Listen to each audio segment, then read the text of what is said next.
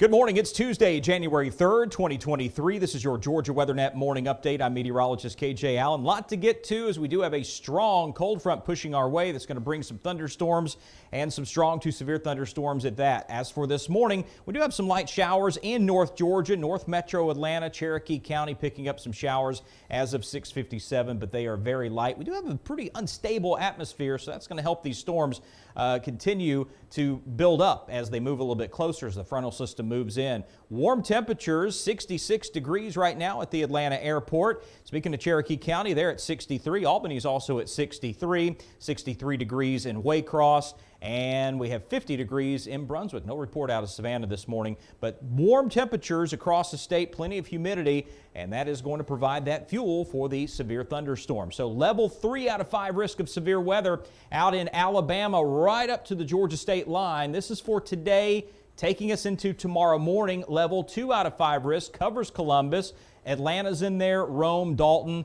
All of the western part of the state here, mainly to the west of I-75, but you see creeping up east of I-75 here in North Georgia. This is the level 1 out of 5 risk covering Athens, Lake Oconee, Macon, and then into Albany. And then as we go into tomorrow, after tomorrow morning, this shifts to the east very, very slowly. Athens still in the level 1 out of 5 risk. Macon now level 2 out of 5 risk of severe weather. That takes us over to Metter, almost to Statesboro, Douglas, Valdosta. So you can see this has been added from the Storm Prediction Center. So they are looking at some parameters that could show a better chance of some severe thunderstorms. And again, the possibility of some spin-up tornadoes with this system. As we continue on forward here, we can take a look at our current hazards across the state. Dense fog advisory along the Georgia coastline up to Augusta, South Georgia in there, and there's the flood watch. We'll probably see that extended as this system is just going to be moving in very, very slowly, producing a lot of rainfall over the next couple of days, quite honestly. So let's go through the day today. Things are pretty quiet. We'll see some increasing clouds in North Georgia. The wind also picking up a little bit. We have those light showers up toward the north, and they'll continue to linger around as we move through the morning hours. And then in this afternoon, we start to see these little cells popping up, moving into the state of Georgia. Again, unstable air. We get that moisture, we get that frontal lift, and we're going to see those storms pop up very readily this afternoon. Going to be a wet drive home in Atlanta this afternoon, 3, 4 o'clock. There it is, stretching right along I-85 and then continuing to organize and push toward the southeast. So Macon's going to be looking at strong to severe thunderstorms. Really going to be watching the tail end of this, the southern end of this system.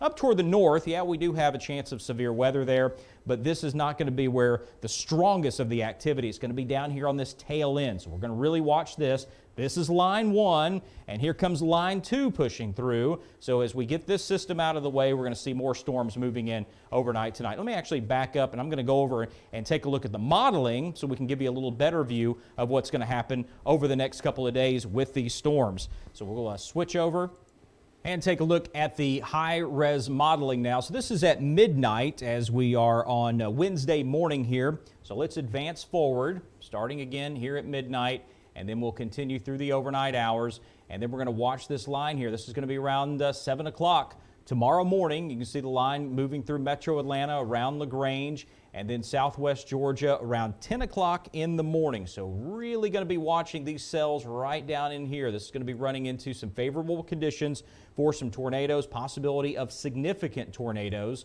with that line. And then you can still see holding together as it continues to move towards southeast Georgia by tomorrow afternoon, slowly moving through Statesboro, heading towards Savannah and Brunswick at around 4 or 5 o'clock tomorrow afternoon. And then we'll finally get this out to sea tomorrow evening, and all will be quiet and then cooler, drier air on the backside. So we're going to continue to keep you up to date through the evening and through the overnight hours right here on the Georgia WeatherNet. Here's your local forecast from northwest Georgia to southeast Georgia.